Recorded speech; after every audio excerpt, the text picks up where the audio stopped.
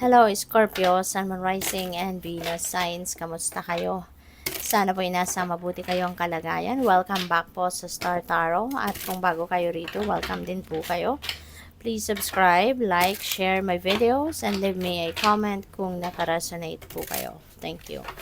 So, tignan natin kung anong mga messages ni Scorpio. Wow, Scorpio, paunang mensahe mo pa lang, pasabog na. We have the Wheel of Fortune. So, nandito sa inyo ang swerte. Babaling na sa inyo ang swerte sa ngayon. Scorpio, good luck and good fortune is on your side. Kaya magiging maswerte kayo sa halos lahat siguro ng parte ng buhay ninyo. No? Depende yan sa inyong sitwasyon. But yes, this is going to bring forth a lot of change sa buhay mo. Mga positibong pagbabago ang mangyayari dito. Maraming changes sa iba't ibang parte ng buhay ninyo sa ngayon.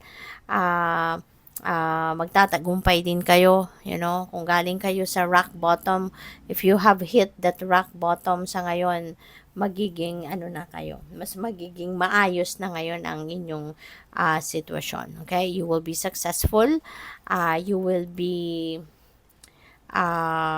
tawag dito, aangat ka na. Kung galing ka sa baba, ngayon, iaangat ka na ng universe. So, yun, magiging maganda na ang kalagayan mo, lalo-lalo na pagdating sa pera, sa pamilya, sa trabaho mo, sa negosyo, sa relationship, ikaw ay siswertehin na. No? Meron din ditong gambling, no? Kung siguro ang iba sa inyo nagtataya kayo, kunyari, sa mga game of chance, ay sorry po. So, pwede ngayon, siswertehin na din kayo. So, good luck po sa inyo. So, your next message is Eight of Cups. So, si Eight of Cups, ito departure energy. So, pwedeng magta-travel ang iba sa inyo rito.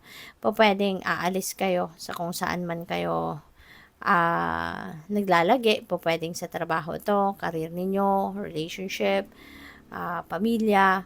There is a desire to leave, that place, kung ano man ito. Depende sa inyong sitwasyon. Kasi ibig sabihin nito na hindi na tong para sa'yo. Alam mo, nararamdaman mo na this is no longer good for you. Hindi na to yung makakapagpasaya sa'yo. Hindi na to yung lugar mo in general.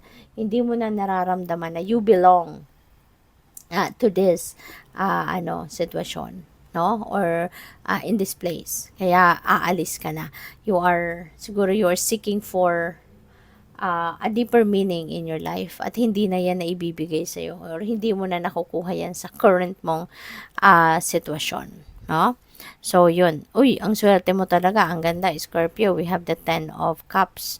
So, this is happiness. No? Magiging masaya ka. Hindi lang yung sarili mo ang magiging masaya, but magiging masaya pati na rin ang inyong mga kapamilya.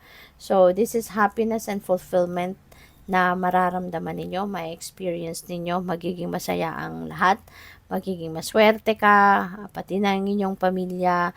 There's going to be success, stability dito, good health, then makakamit mo yan, may experience mo na din ang magandang kalusugan, pati na rin ang inyong pamilya. So, maganda, magiging maganda ang kahihinatnan ng ninyo sa ngayon.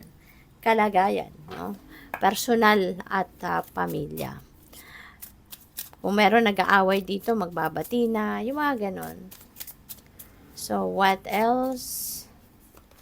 We have stubbornness. Ayan. So, pwedeng kayo to, na magsusutul-sutilan towards someone, baka ayaw mo, hindi ka nakikipag-cooperate, pwedeng ganon. Or pwede rin na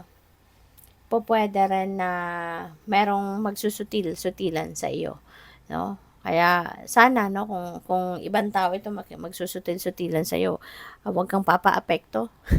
Huwag kang mabubwisit, as much as possible iwasan mo kasi ikaw lang din ang mahihirapan, ikaw lang din ang mai-stress, hindi ba? So we have fright, may takot na nararamdaman. Feeling ko hindi kayo ito Parang hindi kayo, or baka dito kayo nanggaling. Baka dito kayo nanggaling na na-paranoid kayo at some point sa buhay mo. Or, siguro meron dito yung sitwasyon na natakot ka. For some of you, pwedeng related ito dito. Na baka kung ano man ang kinabibilangan mo sitwasyon ngayon, maaaring natatakot ka na malunod ka na dyan, makulong ka na dyan sa sitwasyon na yan at hindi ka na umasenso, hindi na gumanda ang buhay mo. So, kaya as much as possible, gusto mo nang iwanan ang sitwasyon na yan, gusto mo nang i-disconnect ang sarili mo from that energy, no? Para hindi ka malugmok, hindi ka matrap, no, sa ganitong sitwasyon. So, pwedeng ganun ang sitwasyon. Kaya, hanggang mayroon kang pagkakataon sa ngayon, parang you're going to take advantage of that na at aalis ka na, no? So, pwedeng ganun din ang ganap. For some of you, may success talaga na makakamit and you're going to take pride of that, no? Of who you have become, of what you have become, at kung ano yung nagawa mo, no? Maaring sa ngayon yung parang you're going to be very proud of yourself sa accomplishment mo or sa kung ano man yung nangyari dito sa buhay mo. So, we have a strategy, more planning ang gagawin ng iba sa inyo. Maaring yung pinagpaplanuhan ninyo dito is yung pag-move forward sa buhay. Kasi ito, 'di ba? That is moving on, moving forward. And by the way, napansin ko lang ngayon. This is 8 of Cups. So, ang pupuntahan mo dito is 9 of Cups, which is fulfillment. Tapos, meron tayong 10 of Cups. So, ibig sabihin dito, na sa 10 of Cups kasi ano na to eh. Kung ano man yung fulfillment na maaring hinahanap mo, nakamit mo na, nakuha mo na. Kaya maganda to. Maganda to. Kasi kung parang nagsisignify ito, pinapakita sa'yo ng universe dito na kung saan ka patungo, ano man ang next move na gagawin mo, doon ka magiging masaya, doon ka magiging fulfilled and contented. No? Kasi meron ng 10 of Cups. Kaya where you are heading is where you will be happy. Kaya good luck sa inyo, ha?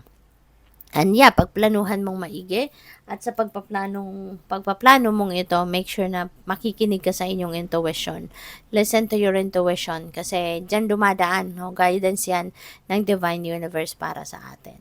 Alright? So, good luck. Thank you for watching. Love and Light. Namaste.